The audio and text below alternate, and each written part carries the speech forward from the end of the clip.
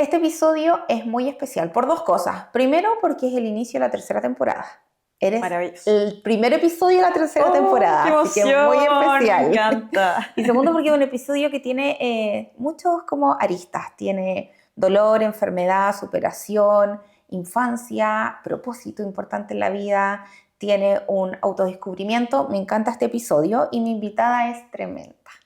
Ella es Maura Sandoval, es profesora de educación física, magíster en educación física, ejercicio orientado a la regulación inmunometabólica, facilitadora en terapias complementarias, Reiki, biomagnetismo, constelaciones familiares y mucho más. Así que aquí está. ¿Cómo estamos? Bien, Cami, gracias por la invitación. La verdad que estaba esperando este momento para poder compartirlo contigo y contar parte de mi historia a tus seguidores. Ya, yo te voy a invitar como a relajarte, a despojarte quizás de lo que pueden opinar, ni nada. Este es un lugar seguro, es tu casa además. Maura nos abrió los espacios de su gimnasio, así que estás en tu hogar. Y pensar que las mujeres que te van a estar escuchando son mujeres que de alguna manera van a resonar con tu mensaje. Así que aquí olvídate de estos prejuicios y sé tú, ¿ok? Gracias, Cami. Así lo haré. Me encanta. Ya, antes de iniciar, invitamos a todos quienes nos están mirando a darle al botoncito de suscribirse. Eso obviamente a mí me ayuda a seguir generando este tipo de contenido. Es gratis, no hay que pagar nada, solo clic. Así que, Maura querida, antes de hablar de quién eres hoy, quiero hablar un poquito de quién era la Maura de pequeña, para poder entender toda esta evolución. ¿Cómo eras de chica? Bueno, yo soy la mayor de 3 hermanos. Okay. De pequeña siempre fui súper activa. Me encantaba estar en el campo, en la naturaleza. Si había un espacio con agua, río, lago, mar, yo me metía. Fuera invierno, verano, tenía una conexión con el agua súper como rica, súper importante. Yo sentía que ahí había una renovación y la verdad que la buscaba siempre. Muy activa, me gustaban los panoramas en la naturaleza, seguía a mi papá cuando iba a pescar, todo tipo de cosas. En el colegio igual me movía mucho, pero sí era como bien respetuosa de los espacios. Si me decían quédate ahí o quédate en silencio, lo hacía, pero tenía oportunidad de hacer cosas, me subía arriba de los árboles, arriba del techo, me metía al mar, como te decía, un montón de experiencias límite que me gustaban. ¿Qué te entregaba la naturaleza cuando eras pequeña? ¿Qué sentías cuando estabas en contacto con la naturaleza? Mira, yo sentía regulación, yo sentía como que me calmaba un poco. Ahora de adulta lo veo, yo sentía que la naturaleza me daba calma, tranquilidad, sosiego. Me sentía como que era mi esencia, la naturaleza como que era yo. No sé, como una niña de la selva. Podías ser tú finalmente. Podía ser yo. Sí. Mira, qué lindo. Cuando hablábamos de tu infancia, porque con Maura igual conversamos tras cámaras, me hablabas de algo muy bonito que tenía que ver con el río, con la pesca y con tu papá. Mi papá es amante de la pesca. Ya. Y él iba a pescar inclusive cuando no había buen clima. Claro. Estaba nublado, qué sé yo, un poco lloviendo. Y mi papá iba de pesca y yo le decía, mamá, ¿puedo ir con mi papá? No, hija, está horrible, es que me quiero bañar un poquito. No, pero ¿cómo? Ya, anda, pero no llevas traje de baño porque no te bañas. Llegábamos allá con mi papá, papá, ¿me puedo meter? Ya, hazlo.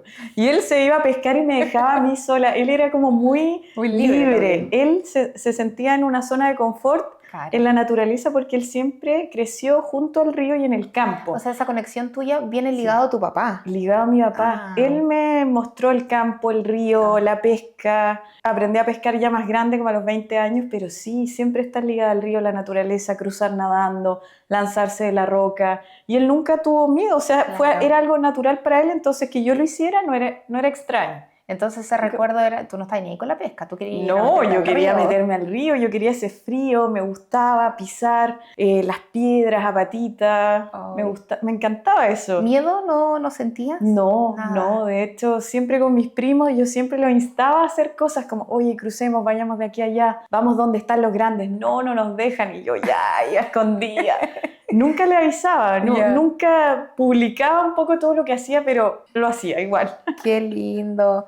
También me contabas que eras como la que salvaba a los primos, pero también la que llevaba a los primos de esas situaciones. ¿Cómo son esas anécdotas? Yo los llevaba principalmente a las primas. Yo las llevaba porque siempre nos dejaban atrás. Claro. Como no, los primos más grandes van para allá, o los tíos que eran par de años mayores que nosotros. Yo les decía, pero ¿tú sabes dónde es? Sí, ya vamos. Y nos metíamos por otra orilla del río y nos lanzábamos igual de los árboles y toda la cosa. Y ellas apenas tratando de salir como podían, no sabían nadar algunas y yo las ayudaba a salir, qué sé yo. Qué lindo recuerdo. Lindo recuerdo, sí. La verdad que siempre me gustó mucho, pero me gustaba incluir a los demás también en estos panoramas. Como, oye, nosotros igual podemos, sí podemos, vamos nomás. ¿Y hasta el día de hoy tienes esa conexión con la naturaleza? Sí, siempre. Siempre ha estado esa conexión con la naturaleza. Cuando estuve en la universidad, de hecho, pude escoger alguna mención. Y escogí la mención de actividad en el medio natural y ahí obviamente desarrollé toda esta área, kayak, montañismo, escalada. O sea, es parte como de tu ADN. Es parte de mi ADN, sí. Ya, la Maura súper inquieta, muy de aire, de no estar encerrada finalmente. No estar encerrada. ¿No eras una niña que se quedaba en la pieza jugando con muñecas? No, ¿A ti te gustaba el patio? Me gustaba el patio, el pasto, la bicicleta, correr. Claro. Ya, ¿y qué pasó cuando la Maura entró al colegio? Este colegio de sala de clases, de horas sentadas, ¿cómo era la Maura en el colegio? Mira, mi primer colegio fue un colegio de monjas y la verdad que yo era bien desordenada. En los recreos me metía a la sala, saltaba de una mesa a otra, pero yo rápido a mi puesto y siempre como digna, como que no había hecho nada. ¿Ya? Porque casi nunca me caía, yo ya estaba acostumbrada a andar en todos lados. Sí, era bien desordenada, me daba vuelta para allá, para acá, y ahí empezaron como los profesores a llamar a mis papás, miren, tiene buenas notas, pero la verdad que no se queda callada. Tiene buenas notas, pero se da vuelta cada rato. Entonces no me retaban tanto, porque claro, tenía buenas notas, pero sí me movía mucho, y ahí empezaron mis papás, oye, pero tienes que ser señorita, mi papá, tienes que estar atenta al colegio, tienes que ser alguien en la vida, entonces tienes que estar tranquila, tienes que estar atenta a lo que te dice la profesora. Mi mamá, ya, no, las señoritas aquí, allá y toda la cosa. Entonces siento que el colegio un poco como que me limitó. Eso te quería preguntar, porque el sistema en los colegios es como muy, hasta el día de hoy creo que es muy tradicional. Totalmente. No hay mucho espacio para los niños que tienen otro tipo de habilidades, deportivas, artísticas, musicales, sino que todo se rige como matemática, lenguaje. Y si no eres bueno para eso, no eres inteligente según el sistema. ¿No te ibas apagando? Así lo sentía, de verdad que sí, así lo sentía. Yo amaba la clase de educación física, que era una vez a la semana, una hora y media. Yo miraba a la profe, qué hacían, qué auto llegaba, me acuerdo que llegaba en una camioneta gigante, y yo la admiraba, así como era el mejor momento de la semana. Pero yo sabía que para disfrutar eso igual me tenía que ir bien en el colegio y hacer todas estas cosas. Ya, hay algo que acabas de decir que lo quiero tocar con mucho respeto, que es que tu mamá te dijo que te tenías que comportar como una señorita. ¿Qué impacto tuvo eso en ti? Bueno, la verdad que yo sentí que en cierto modo dejé de ser yo, dejé de conectarme conmigo, me apagué un poco. No sabía realmente cómo relacionarme de otra manera si no era en un juego, en moverme, en formar parte de algún equipo. Entonces la verdad que yo siento que me fui apagando. Inclusive mi salud se vio afectada. Yo me quedé como más en casa, tuve diagnóstico de asma y rinitis crónica, tenía que tomar 3 medicamentos, inhalador nasal, pastillas. ¿Eso ocurrió cuando te viste como más limitada, como a tu espíritu libre? Totalmente. ¿Cómo lo relacionas hoy con tu sabiduría, con todos estos años? Es que quizás te coartaron esta libertad, el deporte, la vida en movimiento para ser una señorita. Claro. ¿Y que vinieron enfermedades? Yo creo que dejé de conectar con mi esencia, porque mi esencia era el movimiento, estar afuera, al aire libre, y en el fondo mi cuerpo resintió eso, resintió no estar en el patio, resintió no andar corriendo, jugando, riéndome, porque realmente eso era lo que me mantenía como feliz, plena. Obviamente cuando uno es pequeño no se da cuenta de eso, pero hoy día cuando lo veo, sí. O sea, las enfermedades pueden venir desde el lado de cuando uno se ve como limitado en algo. Sí, cuando te desconectas de tu esencia, yo siento que, o sea, no siento, yo creo que lo he comprobado con el tiempo y ese fue un primer aviso, como estar encerrada y tranquila no es tu lugar. Ya, ahí empezaste con rinitis. Sí, rinitis crónica y asma. O asma, una mujer de full movimiento, una niña full movimiento con asma. Llegaste a un doctor, ¿no? Sí, llegué a un doctor, pero ¿sabes qué? Un doctor como con otra energía, un tipo que llegaba en moto, muy enérgico, que las gafas, chaqueta de cuero, y llamaba mucho la atención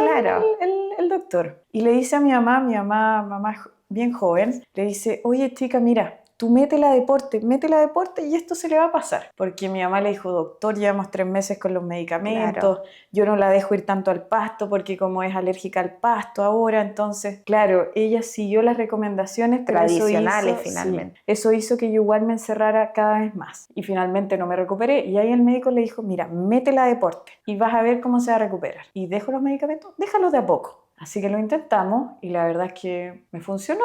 Mi mamá me inscribió en ballet, en gimnasia artística y en tenis el mismo año, ¿En paralelo? en paralelo. Ya, ¿y cómo fue esa experiencia? Mira, era correr de lado a lado. Claro. Es algo que hoy día valoro y destaco porque mi mamá en ese tiempo sin auto, Claro. nosotros vivíamos en una comuna cercana a Temuco, en Padre Las Casas, entonces micro para allá, para acá, tiempo.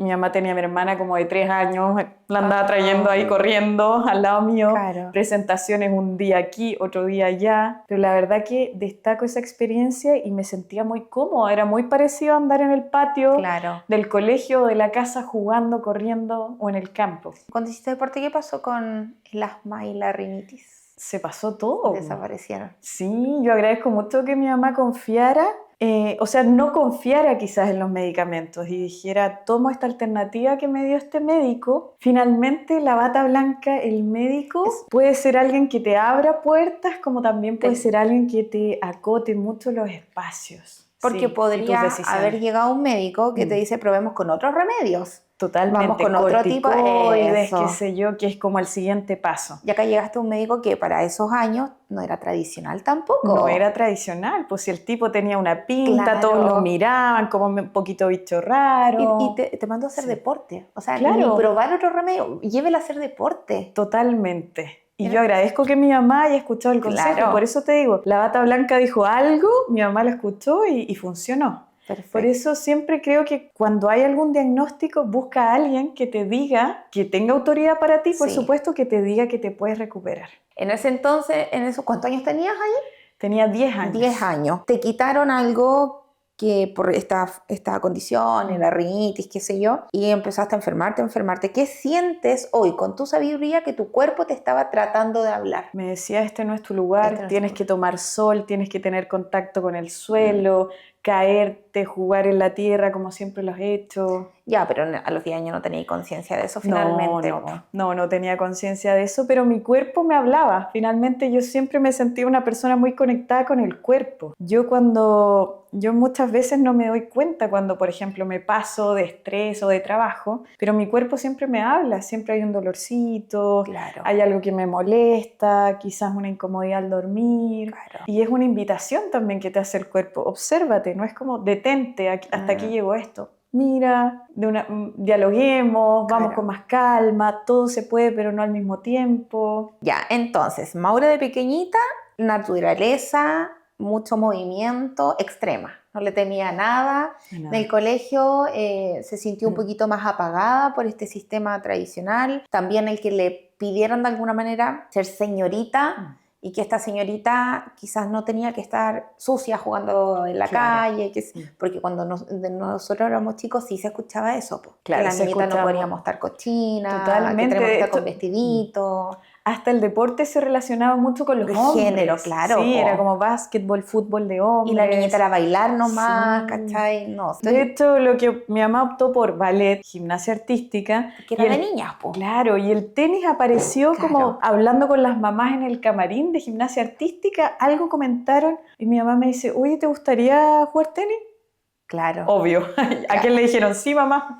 Ya. Luego tú te cambiaste de colegio. ¿Te fuiste al de monja a uno mixto? Me fui a uno mixto. Sí. Y ahí vuelve a ocurrir esta situación como de apagarse un poco. ¿Por qué? Yo creo que mi mamá me dio como mucha charla, mucho diálogo, tienes que cuidarte. Porque había hombres. Ahora hay hombres y mujeres, esto funciona distinto. Claro. Tú ya ahora tienes que sentarte como así, como cuidarte más. Era como tienes que cuidarte, tienes que cuidarte.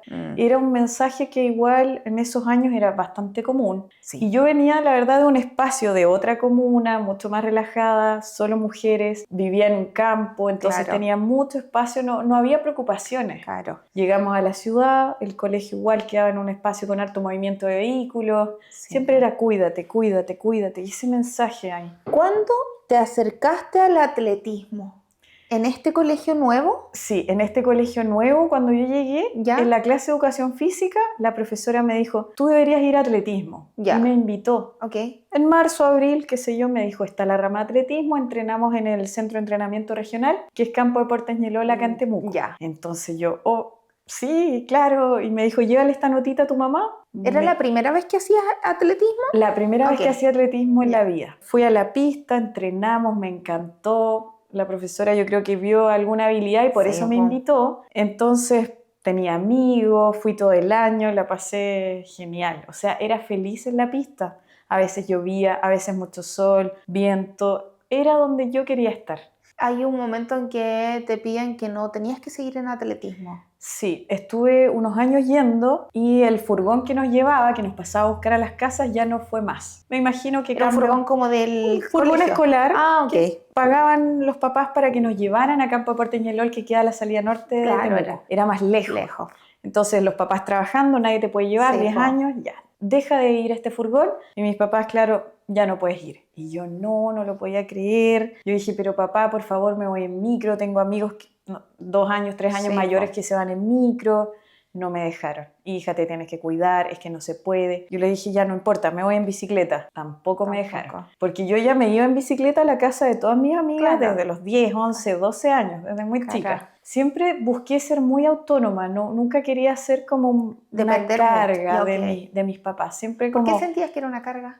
mira, yo sentía que como hermana mayor debía hacerme cargo de mí e idealmente aportar de alguna manera a la familia. No pedir. No pedir, claro. Me costaba mucho eso. Hoy día yo lo veo y la verdad que lo hacía muy poco o no lo hacía. Resolvía con lo que tenía, como fuera. Claro. ¿Qué sentiste cuando te quitaron algo que te enamoraste? Finalmente tú te enamoraste Sí, del atletismo. sí, en esa primera vez que tuve que ausentarme de mi pasión en realidad, mira, enseguida bajé mis notas, me empecé a juntar con otros amigos Claro. que se quedaban en la calle, que empezaban a fumar y toda Claro. esta vuelta. Y ahí me empecé a meter en un círculo que la verdad no era tan bueno. Empecé a Claro. bajar las notas, no tan significativamente, pero mi profesor jefe, alguien muy querido que fue después mi entrenador y mi profesor de educación física Ya. también, citó a mi mamá y le dijo, mira, sabes que la Maura, súper bien, pero se está juntando, está haciendo cosas después de clase, ella estaba en atletismo, no sé si la pueden hacer que vuelva. Ya, mi mamá llega a la casa, hija, vuelve a atletismo. Y yo, no quiero.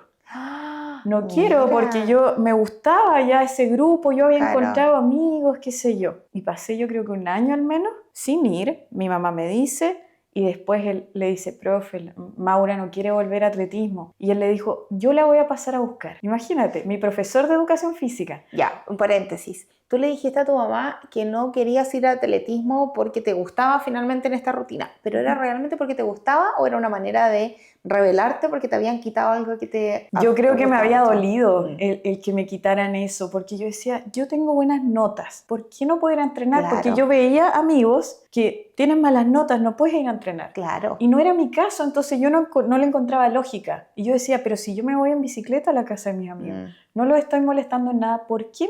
¿Por qué? Entonces Era un enojo. Era un enojo. Era un enojo de niña que Ya. sin saber canalizarlo. Ya, y este Sí. profe dice, yo la voy a buscar. Le dice a mi mamá, yo la voy a buscar y me empieza a pasar a buscar. Y mi mamá empieza a dejar que una botellita de agua, Claro. 2 bebidas, 2 agüitas. Y me dice, hija, el profe te va a pasar a buscar. Y yo estoy almorzando. ¿Pero para qué? Claro. Para atletismo. Y te dejé 2 aguas, una para él y otra para ti. Yo, pero mamá, si yo ya no estoy yendo, el profe, Claro. yo no sé si él quiere que yo vaya. Y estas Claro. cosas como inseguridades de Sí. niña. Me subo, me lleva, habían otros amigos de atletismo y empezamos a conversar. Me pasa a buscar el otro día y al día siguiente, años yéndome con el profe hasta la pista. ¿Qué te entrega el deporte? ¿O qué te entregaba a los 10 años el deporte? Me entregaba amistad, confianza, me regulaba. Yo llegaba a la casa a hacer las tareas, lo que hubiese que hacer sin ningún problema, como enfocada. No había ruido mental, la verdad. Qué buena frase, Sí. no había ruido mental con el deporte. Claro. ¿Y hoy? El deporte sigue siendo esa misma herramienta. Sí. No hay ruido mental cuando hay deporte. La verdad que yo voy al cerro o camino o me ejercito, pero no hay día que pase donde yo no me mueva, donde Qué yo no entre al importante. hielo. Siento que para dejar de depender de medicamentos de distintas índoles, pueden ser para salud mental, salud física, el deporte es esencial, es la polipíldora. En la polipíldora, qué buenos dichos aquí, se van a ir como para el CG. Ya, luego estaba ahí más grande, llegó el momento de ser preuniversitario. Te ganaste una beca. Sí. ¿Mitad beca, mitad no? ¿Cómo era? Mira, en cuarto medio Ok. me dieron una beca porque me dieron el premio humanista de la generación. Tenía Ya. buenas notas en historia, lenguaje, qué sé yo. Y en un preuniversitario me dieron media beca. Entonces tuve que hablar con mi papá para que me pagara esa otra parte. Y Claro. le expliqué, qué sé yo. Me dijo, ya, pero te sales de atletismo. De nuevo, por segunda vez. Y yo, pero ¿cómo? Lo mismo pensaba, tengo buenas notas, me dan una beca y me tengo que salir de atletismo. O sea, no lo entendía. ¿Y por qué te tenías que salir del atletismo? Porque mi papá veía que si yo tenía una tarea tenía que abocarme a eso. Y la tarea en ese momento era la prueba que tenía que dar en diciembre. Y Ok. si él me daba esta posibilidad del preu, con beca y todo, yo me tenía que dejar de desconcentrar con el atletismo. Entonces siento que antes el deporte se veía como un momento de esparcimiento, de Sí. ocio, y no se le daba el valor del beneficio en la salud mental, salud física, que hoy día lo podemos ver, o sea, en redes sociales eso está súper presente. Es un poquito mi bandera de lucha, el deporte como polipíldora, el deporte como regulación emocional, energética. El deporte debería estar presente desde muy chico en todos. Totalmente, o sea, niños y adultos se ven beneficiados con hacer deporte, Ya, con ahora moverse eres finalmente. más grande, pues ahora tenéis 17 Total, años. sí. ¿Dijiste algo o nuevamente vino esa figura de que no podías dar un problema? Nuevamente vino esa figura, sí, no dije nada, pero me enojé con la enojaste. situación, porque la verdad es que yo veía eso, buenas notas, ¿y por qué me quitan el atletismo? No, ya papá, voy, tomo el preu, dejé de entrenar, y bueno, ahí empezó nuevamente a conectar como con otros grupos, empecé, no sé, pues a salir como más a fiestas, toda esa regulación que yo tenía con el deporte ya no la tenía, y empecé a tener trastornos de conducta alimentaria. Y eso estuvo bien profundo, la verdad que me costó bastante tiempo salir, al menos unos 5 años, porque iba y venía, venían esos mensajes, digamos, como, pero que no estaban asociados a algo físico, sino que estaban asociados como al estrés que me generaba, quizás no estar en movimiento, quizás ese enojo sin poder dialogar, no querer molestar, reprimir finalmente esas emociones. porque finalmente el atletismo que era estar al aire libre, correr, sí, liberarte. Claro, liberarte, conectar con otros que les gustaba lo mismo que a ti. Claro. Cuando vienen estos problemas, estos trastornos de alimentación, ¿cómo fuiste consciente de aquello? ¿En qué minuto hubo este punto de quiebre que tú dijiste, esto no es normal, esto no puede seguir así? Mira, la verdad yo no lo pude identificar. Ya. Yo lo veía e intentaba, yo decía, ya, hoy fue la última vez, no podía. Venía otro día y yo decía, no, hoy día va a estar todo bien, hoy día lo voy a hacer. ¿Hoy fue la última vez de qué? ¿Qué pasaba que tú decías, hoy fue la última vez? Yo tuve bulimia. Ya. Entonces yo decía, ya, hoy es la última vez, mañana empieza el día de nuevo y no va a pasar. Y no podía, y volvía a ocurrir esta situación. Y lo que empecé a hacer fue levantarme a las 6 de la mañana e ir a correr al estadio Germán Becker. Ya. Estaban los jardineros a las 6, 7 de la mañana. Iba, corría en el estadio, volvía a la casa, me iba en bicicleta al colegio. Y ahí yo sentía que como que mi vida podía, yo decía, ya, parece que con esto yo ya voy a andar bien, yo ya me puedo enfocar, yo ya me concentro en la clase. Y venía de repente la recaída, que venía que algo no me iba tan bien y no lo podía gestionar. Y no estaba el atletismo, no estaba el profe de atletismo, no estaban los amigos y no lograba gestionarlo, no lograba. Mi mamá le decía a mi papá, oye, acompáñala al estadio porque está sola a las 6 de la mañana. Un par de veces yo vi a mi papá con buzo detrás mío, mirándome como de lejos, como tratando de correr, de alcanzarme un poco. ¿Pediste ayuda abiertamente con lo que te estaba pasando? No, había una señora que trabajaba en la casa algunos días y yo supe que ella le comentó a mi mamá lo que estaba pasando. Ella se dio cuenta. ¿Tu mamá lo conversó contigo? No lo conversó conmigo. Me llevaron a una sesión de psicóloga, fue la primera vez que fui, y ella me dijo que por qué yo estaba como en cierto modo obsesionada con mi figura física, si yo no tenía sobrepeso, y a mí eso me hizo tanto ruido porque ese no era el motivo de lo que yo estaba haciendo. Y la verdad que como no supe entrar en diálogo con ella, me puse como a llorar, no le supe explicar, ella no me dio espacio a explicarle qué es lo que pasaba conmigo, sino que ella de alguna manera hizo un prejuicio de lo que a mí me pasaba, que yo quería estar más delgada y no era lo que a mí me pasaba. Entonces yo salgo de ahí y le digo a mis papás, oye, esto gracias papás y todo, pero ella como que no me entiende, ya estoy bien, yo ya estoy bien, no pasa nada. Está todo bien, pero me mantuve al menos unos 3, 4 años yendo y viniendo, no hasta un punto de quedar hospitalizada, Claro. que sé que hay muchos casos de eso, pero mi salud mental muy deteriorada por estar viviendo la situación. Si recapitulamos un poquito hacia atrás, esta Maura que no decía lo que sentía, esta Maura que sentía que quizás daba un problema y que tenía que ser la resolutiva, la que ayudaba a los hermanos más chicos, no era una manera de tanto acumular desde 10 años que acumular. Sí, totalmente. O sea, me hace mucho sentido ese concepto, el acumular, contener, no dejar salir lo que te molesta, lo que te enoja. Lo dejaba salir a través del deporte. Totalmente, totalmente. ¿No? El deporte siempre fue como un buen compañero, Claro. un buen compañero en un momento como que tenía un problema, alguna situación que no me acomodara, salía a correr sola. Yo vivía muy cerca de la avenida Estadio, Ya. cercana al Estadio Germán Becker, entonces siempre tuve ese espacio. Ok. Era mi espacio, yo lo sentía muy propio, me sentía segura, no tenía miedo de ir, Claro. así como también el Cerro Ñelol, El Cerro porque Ñelol. en atletismo, desde los 10 años, yo Iban iba al para cerro, allá. íbamos a correr, entonces para mí el cerro es un patio, es un parque, no Ok. es un lugar inseguro, obviamente dentro de horarios de luz, nunca hay problema. Es que si hablamos de seguridad en todos lados ahora, hasta en el Totalmente, supermercado. totalmente. Quiero que aquí nos vamos a salir un poquito de como esta estructura, que puedas hablar directamente a mujeres que puedan estar pasando por algún trastorno de alimentación, que puedan estar pasando por algo que tú pasaste. Yo sé que acá no hay verdad absoluta, que nadie tiene la receta, que cada uno tiene sus propias batallas, pero ¿qué podrías decirle a esas mujeres? Mira, yo podría decirles que las insto a buscar ayuda, primero. Yo creo que lo más importante, quizás es difícil, si uno es joven, ir directamente a un profesional de la salud, pero hablar con los papás, hablar con alguien mayor, un primo, una tía, alguien de confianza, que les pueda guiar, que les pueda sugerir, tomar terapia, darse esos espacios de búsqueda y de diálogo sin miedo, ya no tener miedo al juicio o no tener miedo a verse vulnerable. Yo creo que también de manera intrínseca estaba esa sensación de no me quiero ver vulnerable ante el resto. Yo puedo con todo, yo puedo tener buenas notas, yo puedo ser buena deportista, yo puedo ser buena hija, yo puedo ser respetuosa, yo puedo ser todo. Y no es así. Necesitamos a personas que nos puedan ayudar, guiar, profesionales, entonces las insto a dialogar, a conversar, a soltarse, a llorar si es que hay que llorar, a expresar esa rabia, a expresar ese enojo y a buscar mecanismos de regulación. O sea, no dejo de lado el deporte porque finalmente el deporte fue un buen compañero. Yo no lo habría dejado en ningún momento de mi vida, la verdad. Sí, pues. Sinceramente no lo habría dejado y quizás con un poco más de diálogo me podrían haber entendido, pero no tenía esas herramientas. Vamos a preguntar quién está detrás de cámara. La Maura, con toda su historia, ¿qué crees que yo hubiese estudiado? Con toda su historia de movimiento. Algo con movimiento, ¿no? Sí. Maura, ¿y por qué derecho?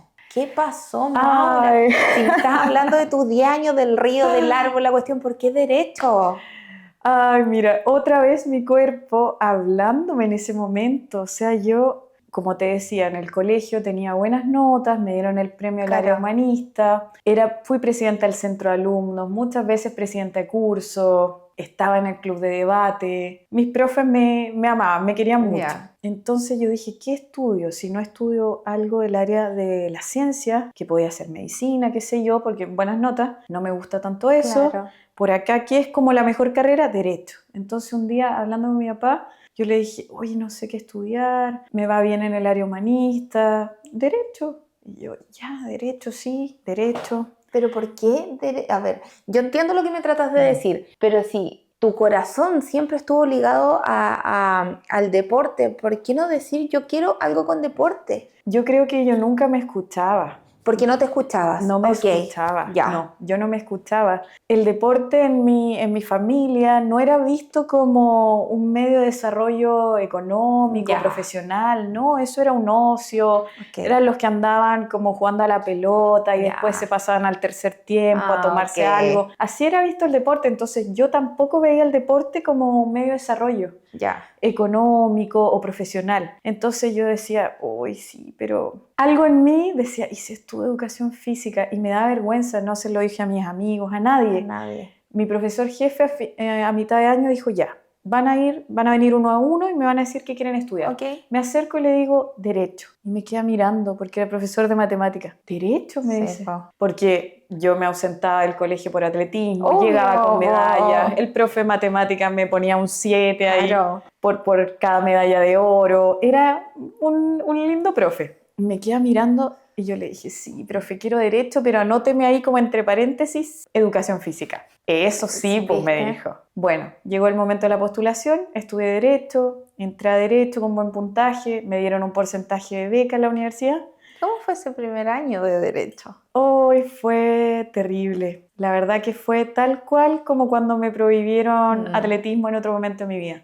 Me sentía encerrada en mí misma, no me sentía cómoda, no sentía que tenía temas en común. Me fue bien, el primer semestre sobre 6 promedio, Bien. los profes me querían mucho, o sea, me consideraban como una buena alumna. Y llegó un momento, ya el segundo semestre, todos mis ramos aprobados, estoy en una cafetería con mi mamá frente a frente y estoy súper callada. Noviembre, fin de año. Y me mira y me dice, ¿te quieres cambiar de carrera? De la nada.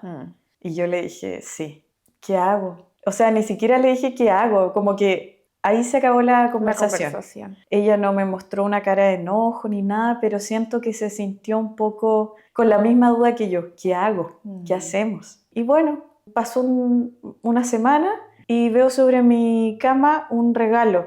No era habitual recibir regalos en cualquier fecha, no estaba de cumpleaños. Y lo abro y era un buzo, muy lindo, blanco. Una polerita sin mangas, un buzo blanco hermoso. Era Everlast, me acuerdo, porque tenía por todos lados la marca. Y yo sabía que me lo había regalado mi mamá. Entonces para mí eso fue un símbolo de apoyo, estoy aquí, o tienes razón, hija, eso es lo tuyo. Porque la verdad que ella no lo verbalizó. Claro. Pero con ese regalo para mí me demostró su apoyo. ¿Era lo que necesitabas en ese momento? Era lo que necesitaba porque yo me sentía sola, ni siquiera lo había comentado con nadie. Fue un año difícil, un año donde volviste a sentirte como cuando chica encerrada, un año de mucha soledad, un año donde no estabas en tu hábitat finalmente. Totalmente. El buzo de tu mamá también fue como esa luz de esperanza que necesitabas escuchar ya de grande. Claro. Porque ya, ¿hasta cuánto? ¿19 años? 18 años tenía. 18 años. Sí, porque salí a los 17 de cuarto medio. Ese año de Derecho, este trastorno alimenticio se vio como muy incrementado porque finalmente no podía entrenar. Traté de meterme al equipo de atletismo ahí de la universidad. Al principio me dijeron, sí, está el club de atletismo, el equipo, pero después no estaba. Como que nunca eso se pudo concretar. Era una universidad privada, entonces todavía no tenía como esos grupos bien formados. Una Maura que todavía guardaba todas sus emociones.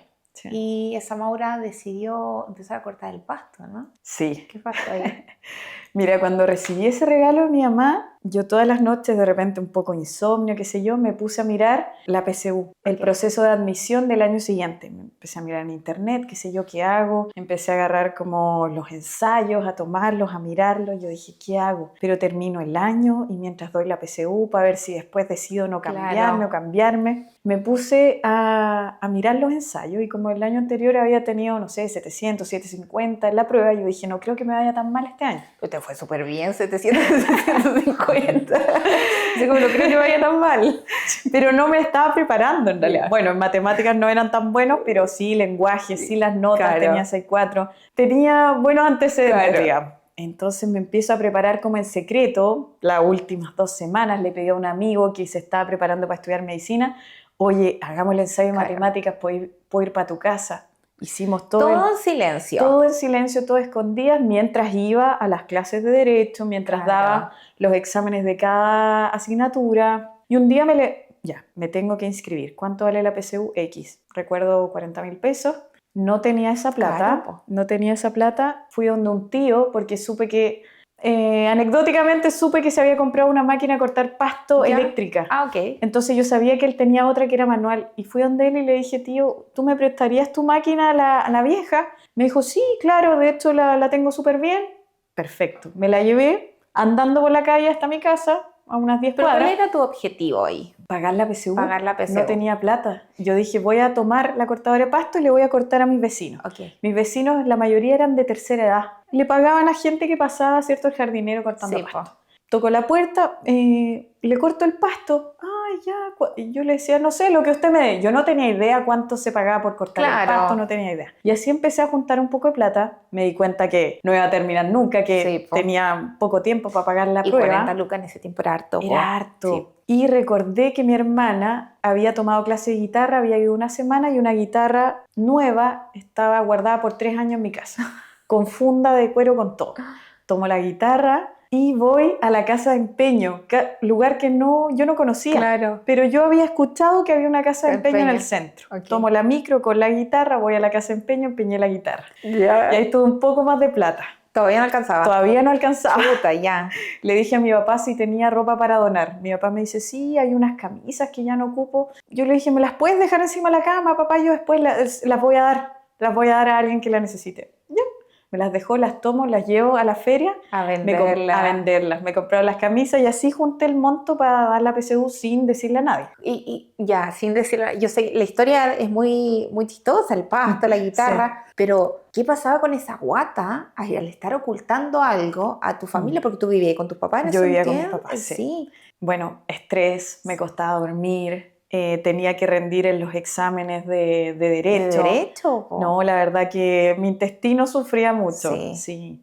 ¿Diste la prueba? Y también estaba este trastorno alimenticio muy es que presente. era un año, un cúmulo de situaciones, po. Y las pasaba sola porque no había mucho diálogo ahí. No había una amiga a la que tú pudieras hablar. Mira, o había, pero tú en ese momento eras alguien que sentía mucha como vergüenza de decir tus sentimientos. Mira, había una amiga, y yo la verdad que sí tenía amigos en torno al deporte, pero como yo igual en ese momento me alejé, también dejé de conectar. No es como hoy que hay redes sociales, que el WhatsApp, oye amiga, me pasó esto. Si yo no iba a la pista, no estaba esa conexión tampoco. Esta amiga era un poco parecida a mí, me decía, dale que tú puedes, yo igual, dale que podemos. Era como un dale, como sin escucharte. Y finalmente esa fue mi forma de vivir por muchos años, dale que tú puedes, sin escucharte. Hasta que después vamos a contar qué pasó. Terminamos con esto. ¿Diste la PSU? ¿Cómo te fue? Porque me dijiste 750 la primera vez. ¿Ahora cómo nos fue? Me fue bien, no era en torno a similar al año anterior. Lo primero que hice fue postular a educación física en la UFRO. Lo primero. ¿Todavía en silencio? Todavía en silencio. Hasta que llegaron los resultados. Porque yo dije, postulo, no sé si quedo, si no quedo. Rollos mentales. Llegan los resultados, sí quedé primera seleccionada en la UFRO. Oye, pero esa ilusión, ese descanso del cuerpo, del intestino fue, un regalo. Pero fue un descanso, pero también venía otros 3, pues tenía que hablar, pues. Venía el momento de hablar con mis papás. ¿Qué te daba más miedo? ¿Hablar con tu papá o con tu mamá? Mira, me daba más miedo hablar con mi papá, porque mi papá tenía su historia de vida siempre muy presente. Él estudió en internado, de una familia de mucho esfuerzo, en una comuna lejana a una ciudad. Por lo tanto, él pasó mucha soledad, muchas necesidades, porque finalmente lejos de su familia. Entonces, esa historia a mí me hacía sentir que yo le debía mucho a mis papás. Era una mochila con la que cargaste tú, la historia de vida de tu papá. Yo creo que ellos inconscientemente me pasaron un poco eso. Ese dolor, por ejemplo, de mi mamá de estar lejos de su propia madre, porque nos cambiamos de ciudad para que mi papá pudiera estudiar en la UFRO y pudiera trabajar, y no devolvernos a la ciudad donde era la familia de origen. Por querer darnos un mejor colegio, una mejor universidad, una mejor vida. Ya, entonces vino la conversación, porque quedaste primera. En la UFRO, y tenía que conversar. ¿Cómo fue ese diálogo? Fue de mucho miedo, casi a último momento, ya era enero, mitad de enero, fin de enero, yo seguía ahí, todavía no lo digo. Yo seguía cortando el pasto porque yo dije, chuta, me vengo a otra carrera, mi papá me pagó el otro año. Todas estas cosas, yo seguía cortando el pasto, juntando plata, lavaba el auto. Llega el día y le digo, papá, me cambié de carrera, postulé a la UFRO, quedé primera seleccionada y voy a estudiar educación física. Silencio total. Ya me dijo, me imagino que en la UFRO porque no va a estudiar en una universidad privada. Sí, le dije yo, estoy en la UFRO. Ya.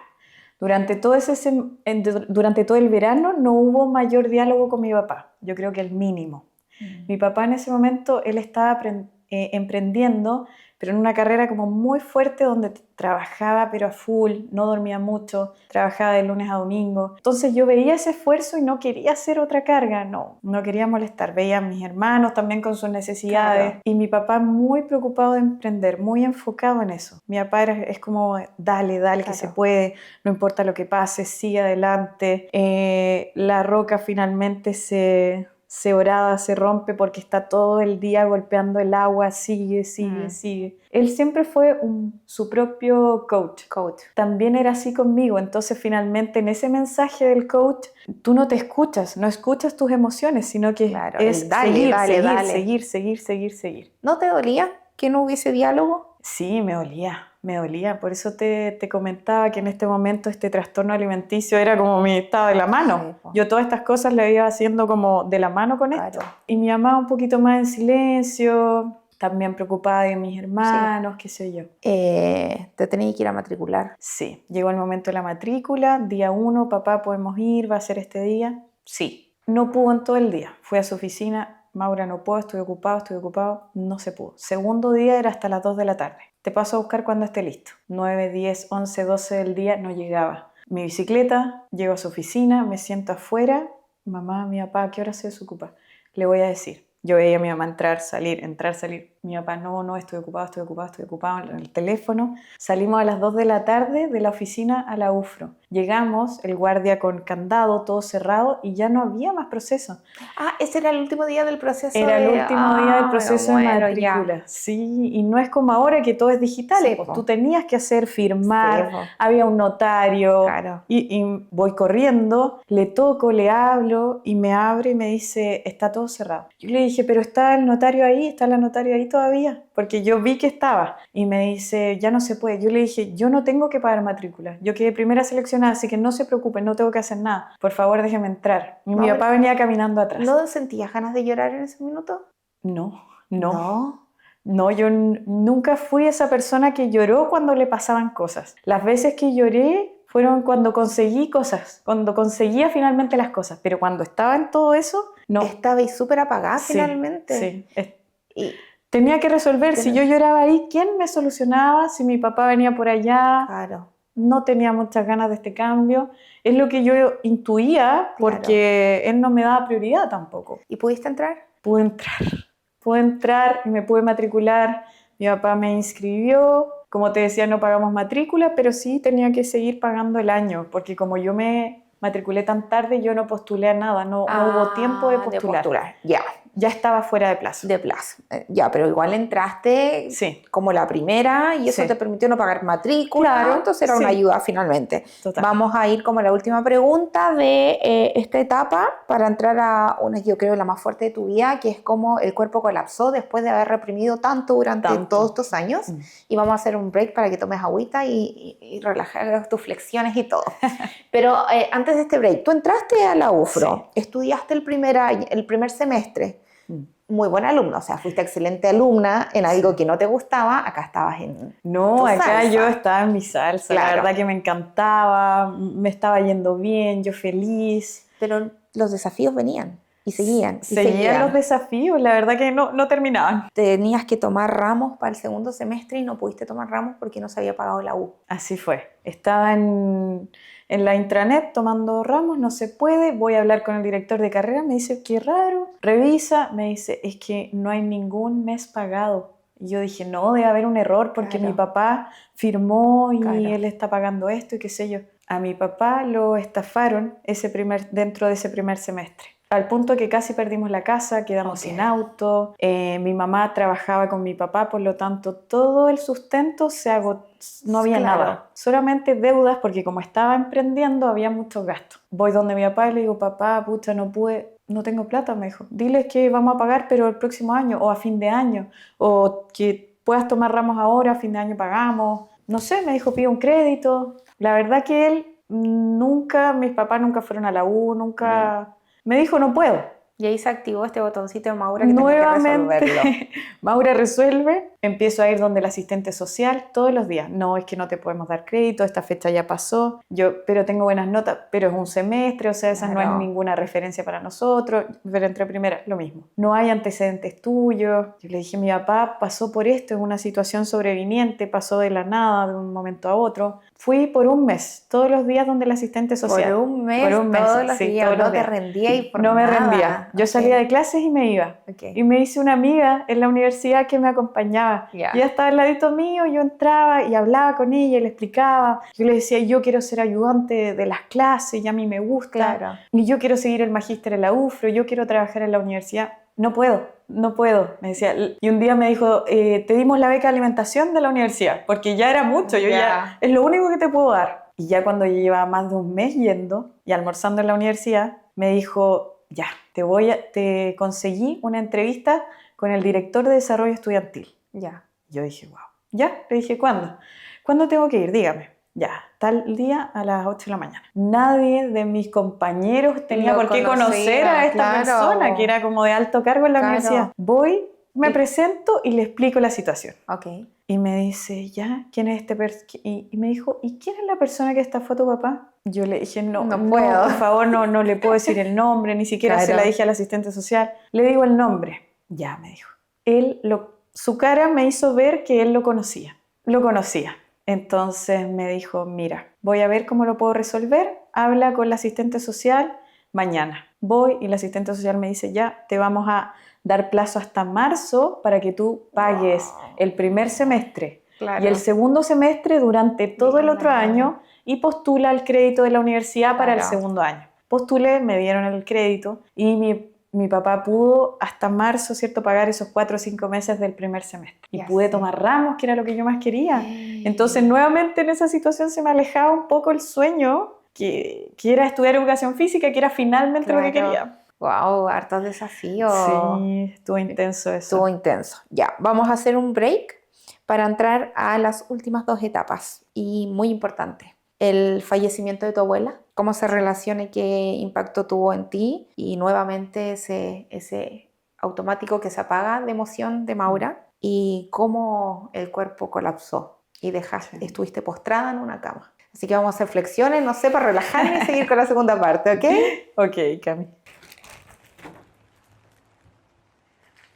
Esta es la sorpresa que le tengo preparada a la Cami. Quédense hasta el final para que vean lo que pasa.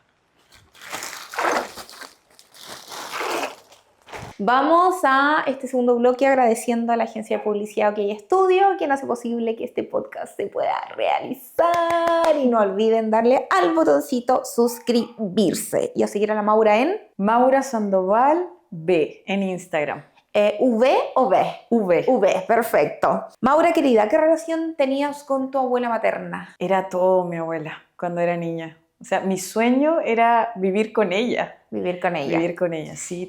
Teníamos una linda relación. Mi mamá es hija única y yo soy la nieta mayor. Claro. Mi abuela también era madre soltera, entonces la verdad que estaban muy unidas mi abuela, mi mamá y yo. ¿Y tú? Las tres. ¿Y tu mamá más joven además? Sí, pues mi Mamá mamá joven. era una mamá joven, sí. La cronología dijimos que ya estabas estudiando en la UFRO, pero como que te obsesionaste un poquito, empezaste a trabajar como al tiro, ¿no?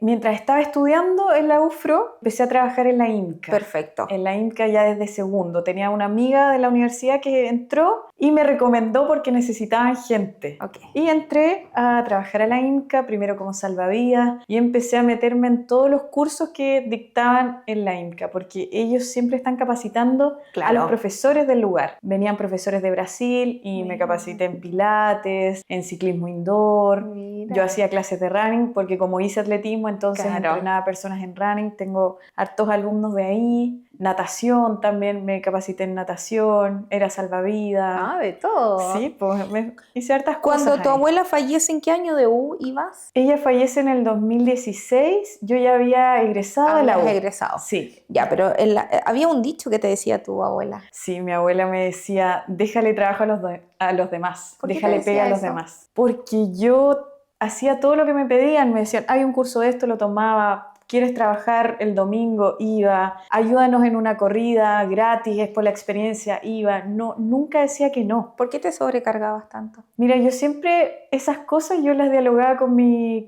familia, con mis papás, qué sé yo, y mi papá me decía, sí, porque ahí vas a estar presente en ellos, después tú vas a salir de la U y vas a tener trabajo, entonces bueno que tú estés ahí. Entonces siempre en mi mente estaba esto, me cambié de carrera, esta carrera al parecer no es tan rentable, tengo que subirle un poco como el pelo Claro. a esta carrera A que la yo carrera. elegí. Entonces, el esforzarme constantemente era una manera de validarme. Eso te iba a decir, era como Sí. validarte, era como darle como importancia a este factor externo, Sí. como para Sí. que digan lo estáis haciendo bien. Claro, lo estoy haciendo, se esfuerza, va todos los días, Claro. iba a una carrera, había que estar a las 6 de la mañana, estaba. Ninguno de mis compañeros andaba en eso, ir gratis.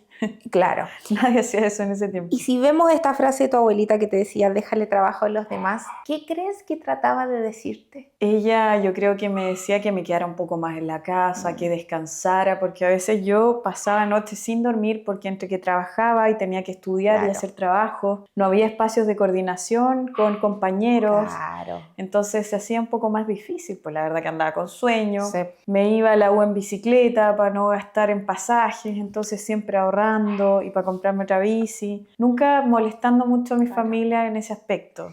Tu abuelita enfermó de cáncer. Sí, ese fue un momento súper duro en mi vida porque yo a mi abuela la veía como un ejemplo. Mi abuela tenía un restaurante, siempre emprendedora desde los 16 años que empezó con este trabajo. Entonces, cuando ella se enferma, se me vino el mundo abajo. Además que no era cualquier enfermedad, era cáncer. Y yo dije, no, mi abuela se recupera porque se recupera. Yo era así, se me metía una idea y la concretaba. Yo voy a trabajar aquí y la concretaba. Voy a estudiar esto, de alguna manera se concretaba. Y me obsesioné por buscar métodos, formas de que ella se sane. Qué comer, qué vitaminas tomar, qué podía hacer ella para sanarse. Y me recuerdo que de un viernes a un domingo pasé prácticamente sin dormir, estudiando, creé una dieta con lo que leí, suplementación, y le dije, ya abuela, el lunes, esto es lo que vamos a hacer, porque tú te vas a sanar, esto no te va a pasar nada, tú tranquila, seguimos. Así que le presenté a mi familia mi plan. Tu plan. Este es el plan para mi abueli y con esto ella se va a recuperar, no va a pasar nada. El cáncer de mi abuela ya estaba en etapa 4 cuando se descubrió. Ella era una persona, yo le decía, abueli, tú tienes que tomar agua. Tomaba agua. Abuela, tú tienes que comer proteína en todas las comidas. Comía proteína en todas las comidas. Abuela, tú tienes que hacer deporte. Yo la metí a la INCA, iba a natación, iba a yoga, estaba en los clubes de adulto mayor, claro. Clubes de cueca. Era igual, se movía tal cual como yo, hacía Maura, de todo. Cáncer en etapa 4 y te obsesionaste y como en armar este plan para que tu... ¿Qué era el objetivo? ¿Que tu abuela dejara de tener cáncer? ¿Que tu abuela tuviese más años? ¿Qué esperabas armando todo este plan? Mira, yo pensaba, si yo me propongo esto va a ocurrir. Yo me estoy proponiendo que mi abuela se sane y voy a hacer todo lo que corresponda y va a ocurrir. Mi abuela se va a sanar. Se va a sanar. No sé, la van a operar, le van a sacar el tumor y todo va a funcionar bien, ella va a volver a estar bien con nosotros. Yo la veía bien, yo la veía haciendo deporte, comiendo, no tenía como ningún impedimento. Claro. Porque como ella tenía en cierto modo una vida sana, claro, nunca tuvo manifestaciones antes y sus exámenes, que fue algo que me llamó mucho la atención, los exámenes de ella siempre estuvieron buenos. Ya. Hasta que tuvo sintomatología intestinal de unas 3 semanas, 2 semanas, y fue a un gastroenterólogo. Y por la edad dijeron, mira, tomemos una colonoscopia. Y ahí lo descubrieron. ¿Tu abuela murió en tus brazos? Sí, sí. Mi abuela estuvo 6 meses, que estaba muy bien de ánimo, se tomaba todos sus medicamentos, en realidad sus vitaminas, su alimentación. La jugoterapia, que era algo que yo le armaba sus jugos, compramos jugueras para que tuviera todo bien, hasta que llega un punto donde ella se empieza a apagar, más o menos desde el 14-15 de febrero, que fueron 2 semanas antes de este desenlace. Ella se empieza a apagar muy rápido, en 2 semanas. Porque hasta ese punto ella se veía bastante bien, estable, haciendo sus cosas. Y se empieza a pagar, visitas a la clínica, al hospital. Y llega el 2 de marzo, que era un día que yo iniciaba clases en el colegio, acá. ¿Estabas haciendo clases en colegio en el Green? Sí, ¿okay? en el Green. y le pido permiso al director porque no puedo estar el primer día de clases porque es el día que citan a mi abuela a cuidados paliativos en oncología en el hospital regional. En el hospital regional. Yo dije, yo quiero ir con ella. Claro. Y toda mi familia quiso ir. Todos nos acomodamos y fuimos a las 8 de la mañana ese 2 de marzo. Mi abuela ya sin pelito, nos recibe el médico, el director de oncología, la saluda amablemente y le dice, primero yo vi que él trató de ver si es que ella estaba como consciente Claro. del tiempo-espacio. Le dice, ¿cómo te llamas? ¿Ya? María Cristina. ¿Cuál es la fecha de hoy? Ya le dice 2 de marzo, el cumpleaños de mi nieta. Ay, perdón. 2 de marzo, el cumpleaños de mi nieta. Y él le dice, ¿qué quieres hacer? ¿Le quieres cantar cumpleaños hoy día? Y ella dijo, sí. Y se pone a cantar el cumpleaños feliz ahí, pesando 30 kilos, en una silla de ruedas, sin pelito. Un momento que siempre está aquí en mi corazón, en el fondo, no de pena, sino que el orgullo que ella sentía como por su nieta. Claro. Me dijo, y le decía, ella no fue al trabajo porque me vino a acompañar, y sí, le quiero cantar cumpleaños, pero... Y le dijo, yo ya le canté a las 12 en la noche, pero igual le puedo cantar de nuevo. Y cantó todo el cumpleaños feliz. Entonces el médico igual se dio cuenta que sabía la fecha. Claro. Y canta el cumpleaños. Y sale mi abuela con mi hermana, creo, y nos dice el médico, bueno, llévenla a la casa, que esté con ustedes, que ya no había nada más que hacer. Ella aguantó hasta mi cumpleaños y en fin de semana, el 6 de marzo, 4 días después, yo no había salido en todo el verano porque no quería alejarme de ella. Claro. Y ese fin de semana, no sé por qué, accedí a ir al campo, cerca, a media hora de Temuco. Y el domingo temprano en la mañana me habla mi papá y me dice, hija, es mejor que te vengas. Me fui enseguida porque me dije, chuta, mi abuela se debe sentir mal. Llego y mi abuela estaba acostada frente al televisor y estaban dando el partido del Colo. A ella le gustaba el Colo-Colo, a mi papá igual y a mí igual. Así que compartíamos eso, ese gusto. Pero ella estaba muy calladita y mi papá le decía, suegra, el Colo hizo un gol. Y movía su cabeza, nada más. Antes ella celebraba, claro. Teníamos las camisetas y todo. Y en un momento que terminó el partido, mi mamá dice, hija, quiero cambiar a tu abuela, cambiarle paño, porque esas últimas 2-3 semanas ella estuvo con paño. Sí. Antes no. Bien, me pongo en el sillón y la tomo en brazo y le digo, abuela, y te vamos a cambiar. Y porque había que hacer fuerza, entonces yo siempre era como bien activa, y voy, la tomo y me queda mirando y como que sus ojitos empiezan a mirar hacia el cielo. Y yo le digo, la estoy mirando y la sostengo y respira, hace una inhalación como profunda y se quedó mirando como detenidamente y ahí yo me di cuenta que mi abuela había fallecido en ese momento, que estábamos abrazadas en el fondo porque para levantarla y que no le oliera el cuerpo porque estaba tan delgadita, había que tomarla así bien completa. Entonces, en ese momento mi abuela fallece y ya no había nada más que hacer. O sea, fue un momento demasiado triste en mi vida. Me sentí como muy sola, mi mamá igual. Y fue muy impactante, la verdad que nunca le tomé el peso a ese momento. Hasta que después en alguna terapia de constelaciones familiares revisé cómo fue eso intenso para mí, porque la conexión que teníamos las dos. Ella espera mi cumpleaños, no fallé, no... Sí. Ni siquiera quiere molestarme en el día de mi cumpleaños, como que lo celebre. Estuvo cuando estuve con mis amigos, que invité a los más cercanos. ¿Te cantó? Me cantó. Y yo tengo ese video. ¿Lo tienes? Lo tengo.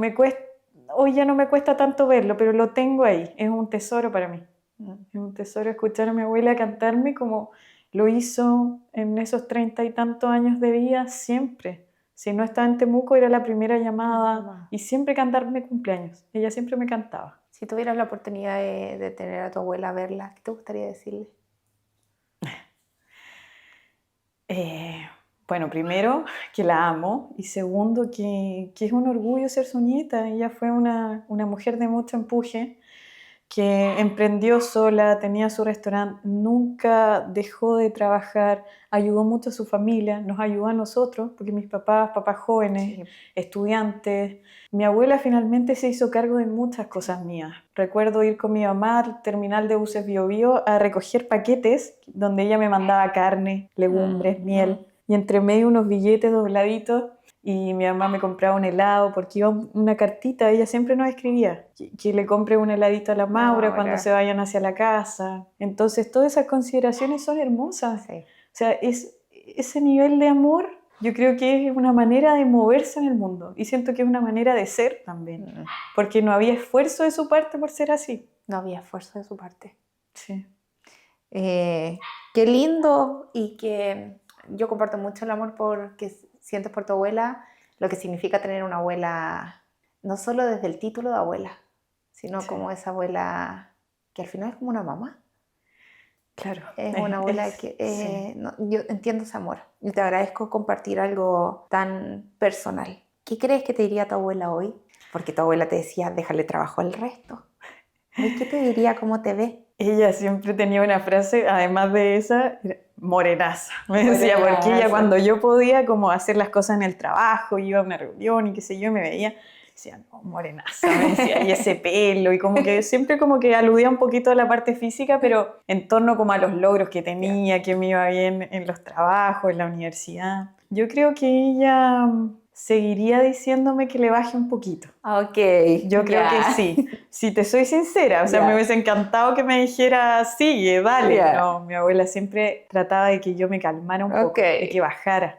Porque yo creo que ella se veía reflejada en mí. Sí, a mi abuela le decía la arañita de rincón, nunca paraba de trabajar. Ella el 1 de enero nosotros nos íbamos al campo y nos despedíamos así y ella con el negocio lleno. 1 de enero, no cerraba. Yo hoy día entiendo que eso no es sano. Pero ustedes comparten el espíritu emprendedor también. Sí, totalmente. Ella fue inspiración para mí y no dudo que también fue inspiración para mi papá, porque mi papá escribió como a los 25 años que hasta los 40 él iba a trabajar de manera dependiente. Ok. Cumplió 40 y negoció su salida y empezó a emprender. Mira. Pasó lo de tu abuela, tú ya estabas titulada, estabas trabajando. Sí. Ya estaba terminando el magíster en ese momento, cuando ella fallece.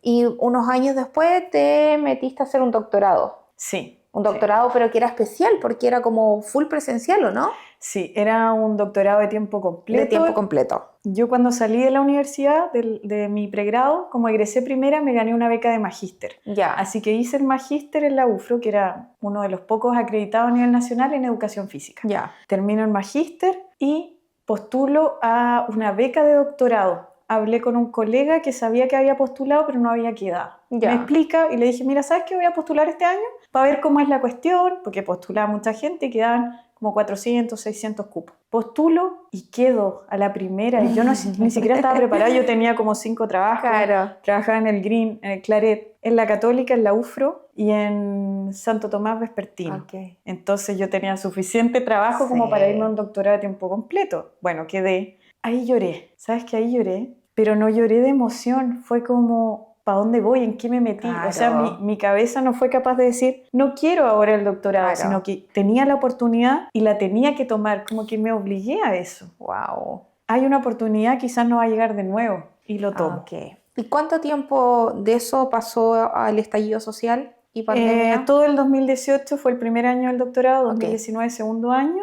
Y claro, el estallido social fue en octubre, noviembre del 2019. Ya, el estallido social para ti es clave porque fue cuando el cuerpo explotó. El cuerpo explotó. 2 años de doctorado, 2 años encerrada en casa, 8 horas más o menos entre clases y trabajar. 5 trabajos. 5 trabajos. El primer semestre dije no voy a trabajar porque es un doctorado de tiempo completo. Claro. Yo tenía que ir a clases y además hacer producción de textos y qué sé yo. O sea, estabas sobrecargada. Sobrecargada. Y emocionalmente todo lo que te había tocado para atrás, y lo de tu abuela y todo. Sí, todo eso reciente y me fui a vivir sola. Mira, yo estaba como en una carrera. Eso, una maratón. Me compré la casa, me compré el auto, el doctorado. No paraba. Primero magíster.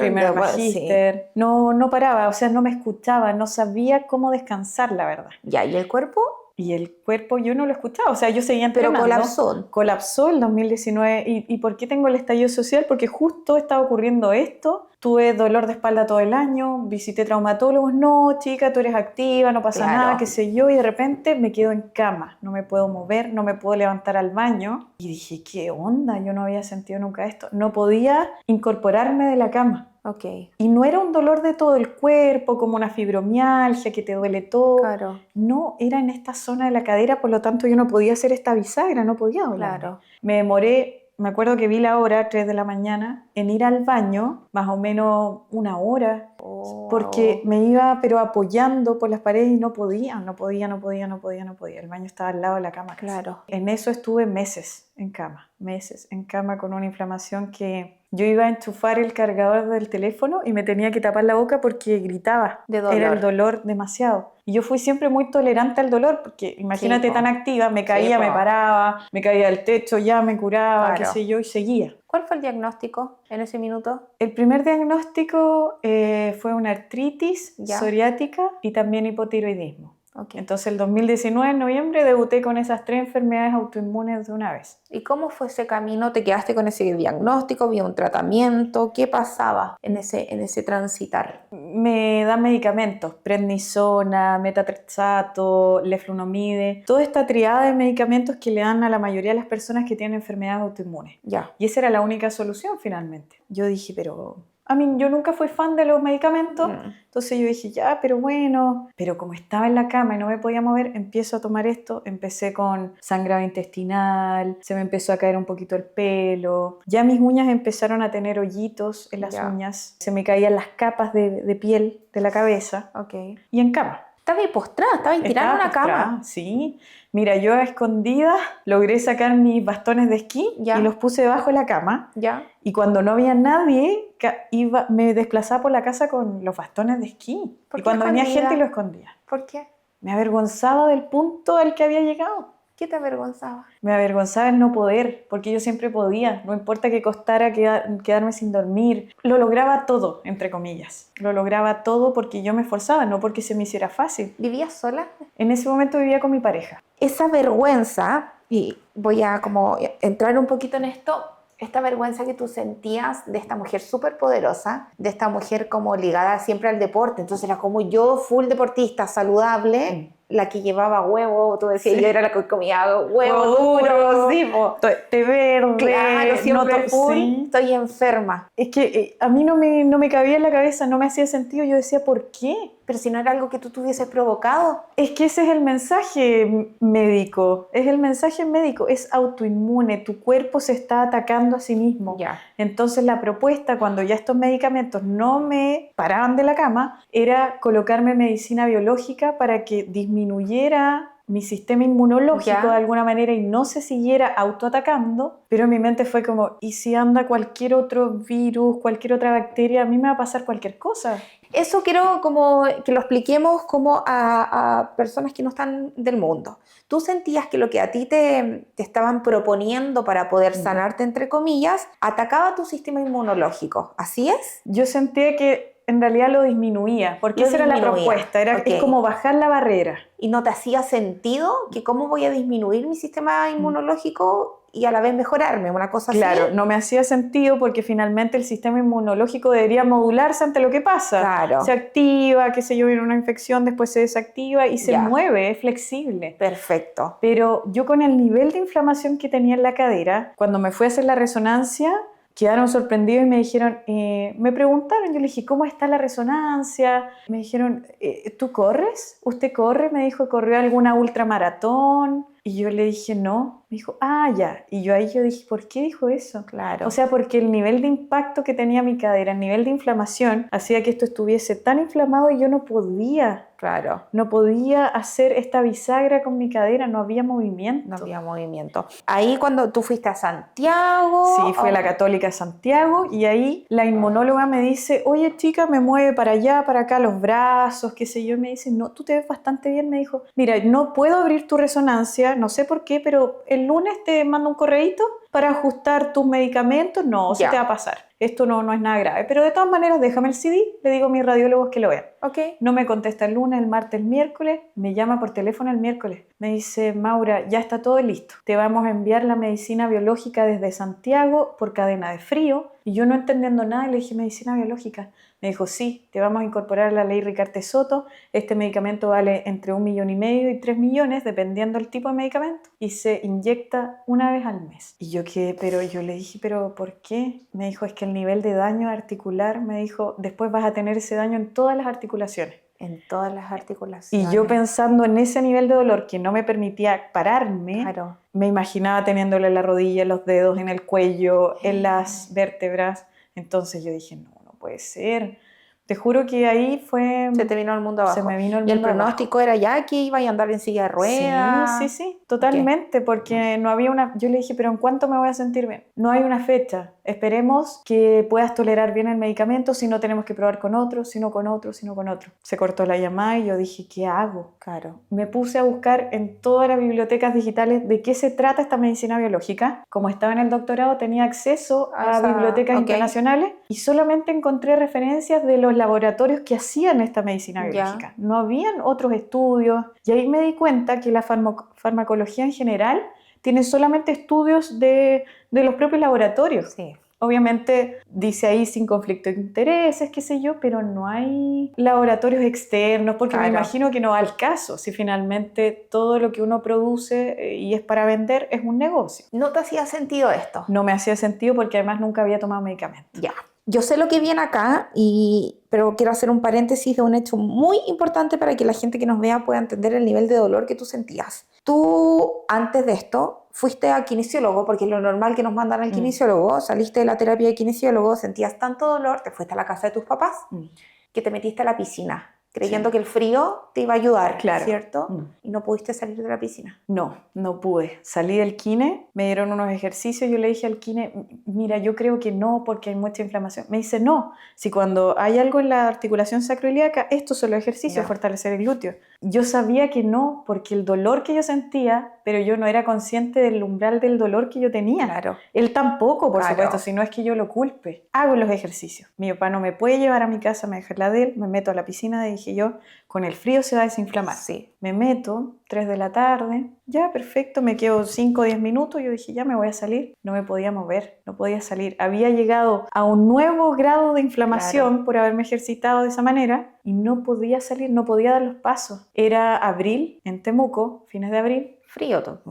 total, 3 de la tarde, 4 de la tarde, no había nadie en la casa, yo había dejado mi celular encima de una mesita, no lo podía tomar, no podía avisarle a alguien que me ayudara, no había nadie en la casa. Lo único que recordé es que mi hermana salía del banco a las 6 de la tarde y que era probable que se fuera directo a la casa. Claro. No lo sabía. Llegó a las 6:30, ya oscureciéndose. Acá, tú sabes, acá en el sur, a esa hora ya oscureciéndose. Yo le dije, Cami, ayúdame a salir. No lloré tampoco, pero 3 horas y media dentro de la piscina. Sin moverte. Sin moverme. Y mi hermana me dice, oye, y se saca los zapatos, qué sé yo, se mete y me ayuda a salir. Me deja adentro, me tapo, secador de pelo y ya. Y me fui a la casa. Como si nada. Como si nada. A seguir. Yo dije, buscar y empecé a obsesionarme por buscar cómo me sano. Yo hago el símil a cuando a mi abuela la diagnosticaron. Claro. Y cómo yo enfocaba toda mi mente en ese proceso de ella y hoy día lo tenía que enfocar en mí, en sanarme, porque yo no podía vivir así, dependiendo. Lo que te ofrecían, que era incorporarte a la ley Ricarte-Soto con este tipo de medicamento, tú lo rechazas. Yo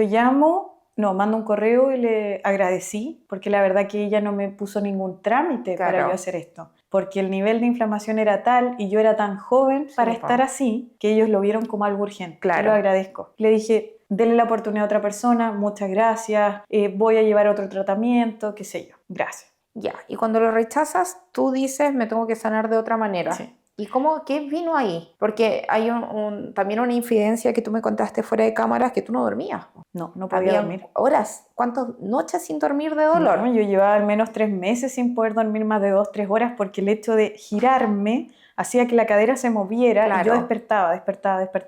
Además estaba en mi mente, estás en el doctorado, es con beca, te pagan por estudiar, ¿cómo lo haces? Y con esta vergüenza de no pedir ayuda y de que nadie supiera tu real estado. Que nadie supiera mi real estado, yo estaba pero avergonzada total. Yo decía, la que siempre pregonó que alimentarse bien, que el deporte, bueno, yo no andaba con el estandarte, pero finalmente era mi manera de vivir. Sí. Entonces, en tu desesperación, empiezas y te metes y si medito y que con esto duermo. ¿Qué pasó ahí?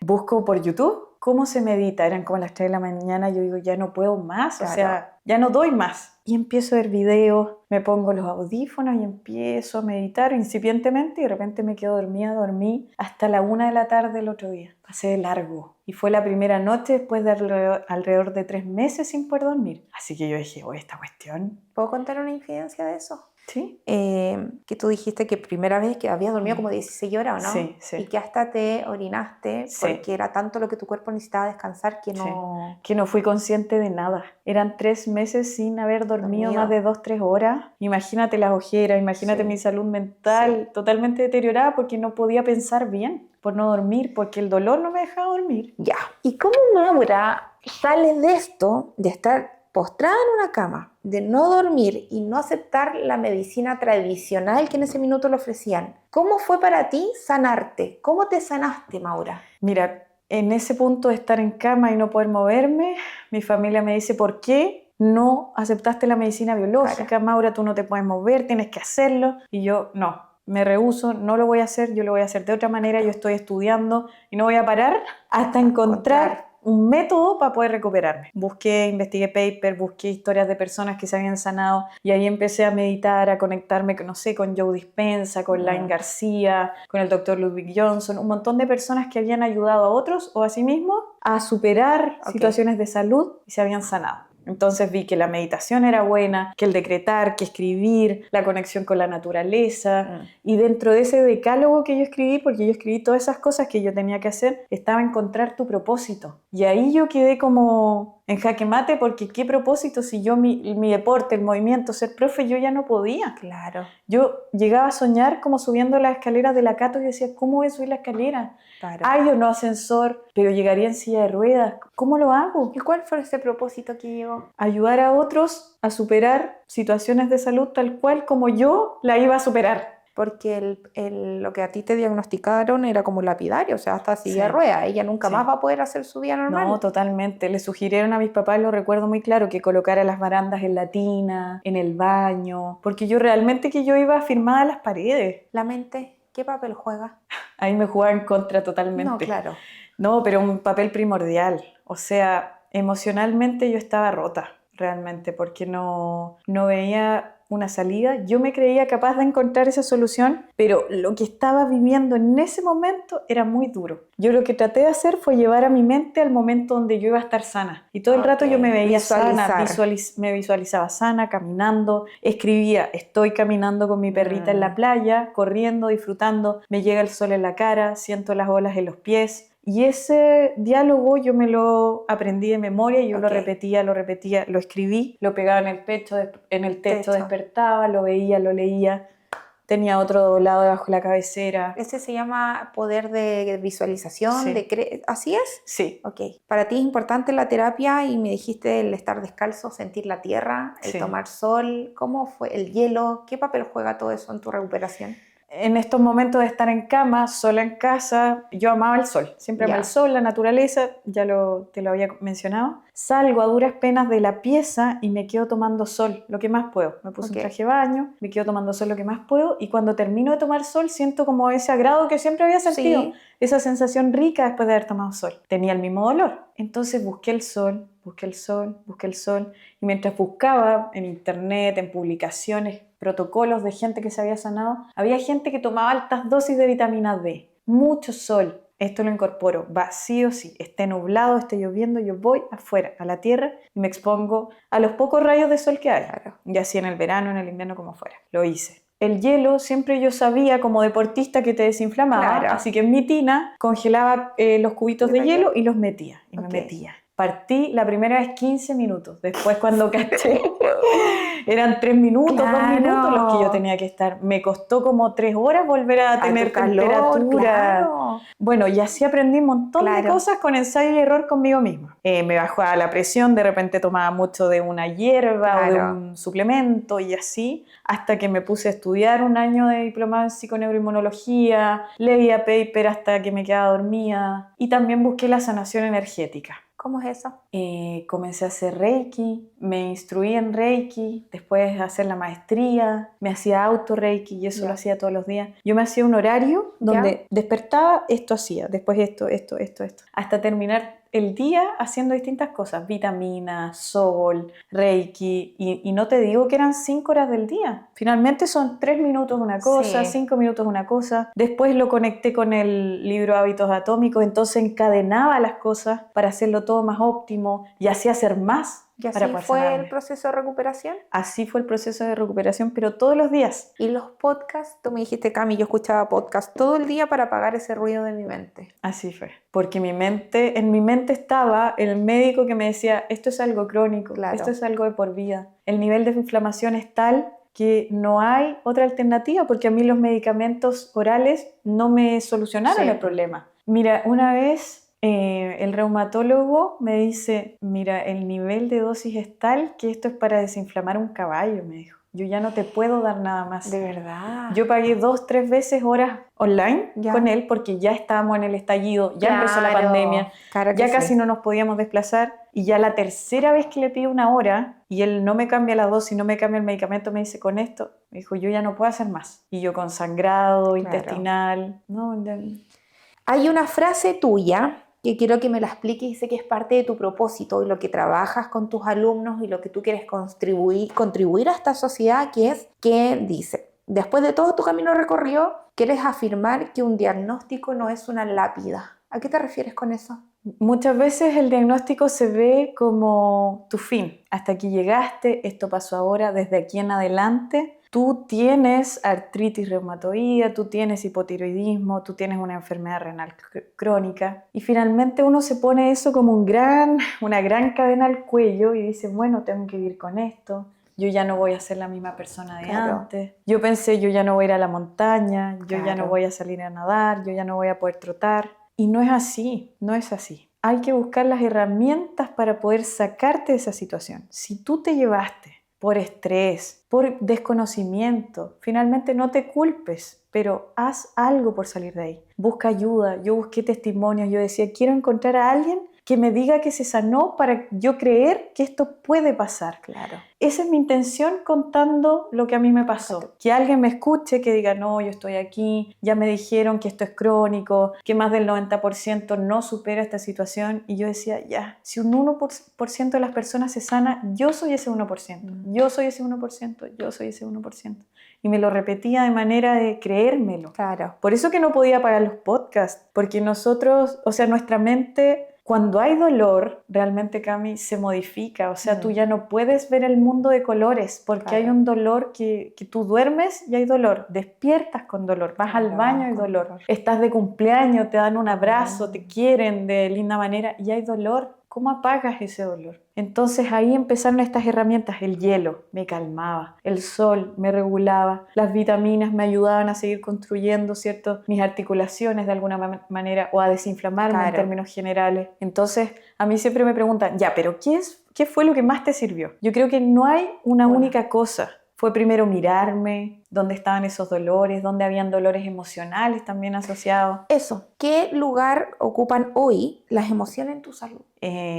Yo creo que están en la cúspide de la pirámide, o sea, son esenciales. Las emociones yo creo que nos mueven, nosotros nos movemos por las emociones, por los sentimientos, pero finalmente creo que desde lo que a mí me ocurrió, yo comencé a escucharme, a escuchar esas emociones, a no ser más esa Maura 1.0. Yo misma me denominé como que desde ahí nacía una Maura 2.0, una Maura que se escucha, una Maura que se atiende, que se da amor, si necesita descansar, descansa. No quiero negar que me cuesta. Claro. Yo tiendo a pasarme darle. revoluciones, a darle, ¿cierto? A correr como una carrera, Claro. ¿cierto? En el atletismo. Pero hoy me escucho mucho más. O sea, antes me escuchaba 0, menos 2. Claro. Hoy día me escucho mucho más, tomo más tiempo de pausa, le doy tiempo a amigas, amigos, a relaciones, Sí. cosa que antes no era No. consciente. Y para finalizar, hablando a la cámara, si es que quieres contar cómo ella ayuda a las personas a través de este espacio en el que estamos y de tus terapias, cumpliendo con tu propósito, claramente. A ver, lo que yo hago hoy, la verdad, Cami, es lo que me mueve. Yo de alguna manera quise entregar mi recuperación y todo este proceso a Dios, al universo, a quien me pudiera ayudar en ese momento, porque realmente es un llamado desesperado cuando uno tiene dolor y cuando no puedes hacer cosas por ti mismo. O sea, estás invalidada, pero no tan solo por tu mente, sino que no puedes. Es un real no se puede. No se puede.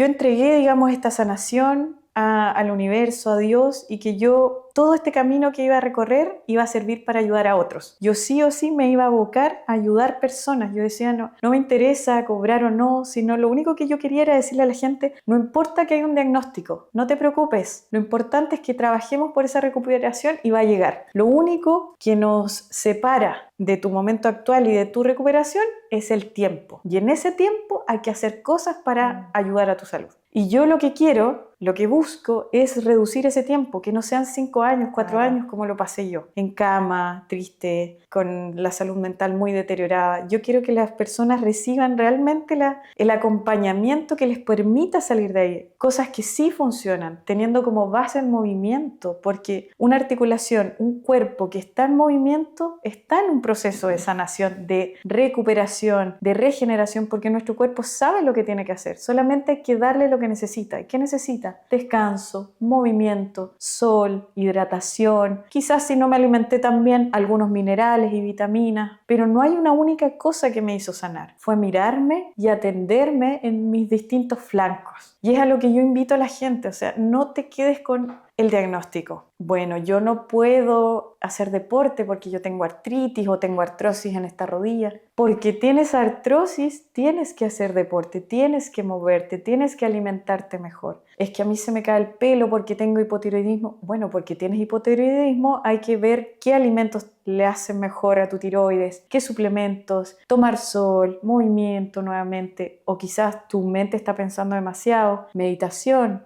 hielo. Me encanta. ¿Dónde te encuentran? Si alguien resuena contigo, quiere tus terapias porque hace constelaciones familiares, Sí. Reiki, registro acáchicos, biomagnetismo y bueno, la parte deportiva. Sí, y la crioterapia también. Crioterapia.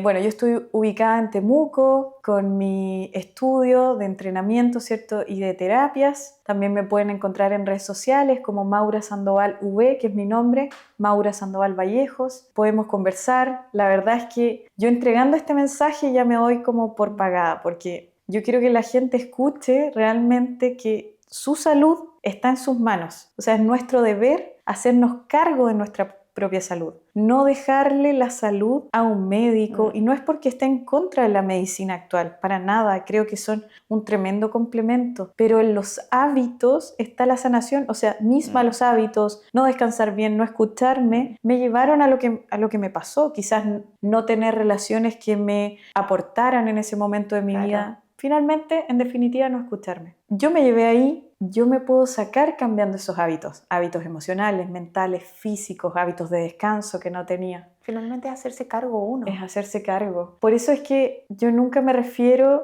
a las personas como pacientes, sino como consultantes. Porque el paciente es una persona que pacientemente espera recibir la medicina, ¿cierto? El medicamento, lo tomo, aquí me sano. Pero finalmente ese medicamento puede apagar el síntoma. Pero tú sigues quizás no descansando, tú sigues quizás reprimiendo tus emociones, tú sigues quizás no moviéndote, ¿cierto? Como descargándote de alguna manera viendo televisión y no moviéndote. Y no es un tema económico. Si el salir a caminar una vuelta a la manzana o ir caminando a la plaza y estirarse en los columpios es gratis. Quiero cerrar este episodio con tu frase de la lápida, por favor, para que quede. Un diagnóstico no es... Un diagnóstico no es una lápida, no es una sentencia. El diagnóstico te invita a mirarte y a hacerte cargo de tu salud y no dejársela en manos de otros. Tú te llevaste ahí, tú te puedes sacar. Quizás no solo, no sola, pero busca ayuda, busca a otras personas que se han sanado. ¿Cómo lo hicieron? ¿Qué camino recorrieron? Quizás el primer día que meditaste no funciona, pero hazlo una segunda, una tercera, una cuarta. Gota a gota se horada la piedra, no por su fuerza, sino por su constancia. Todos los días. Muchas gracias, Maura, por compartir algo tan íntimo desde los 10 años hasta ahora. Gracias. Gracias a ti, Kao. ¿Fue muy complicado? Más o menos. Pero mira, antes de que nos despidamos, yo quiero que tú vivas una experiencia acá en mi estudio, que es una experiencia, ya te la voy a mostrar, pero te adelanto, por eso te pedí que trajeras un traje de baño, que nos vamos a meter al agua y que vas a sentir un poco de frío. Tengo miedo, ¿y si no puedo? Yo te voy a guiar, no te preocupes. Ay, ya, vámonos. Ese día Maura me dijo que llevara traje de baño y yo algo sospechaba, pero la verdad es que no estaba dentro de mis planes todo lo que iba a pasar. El cielo se caía, llovía a más no poder. La temperatura estaba demasiado baja y la inmersión iba a ser en pleno patio, al aire libre, con todo ese frío y lluvia. Yo sentía mucha ansiedad de no poder hacerlo, porque además estábamos grabando. Y lo más curioso es que esto no era algo totalmente nuevo para mí.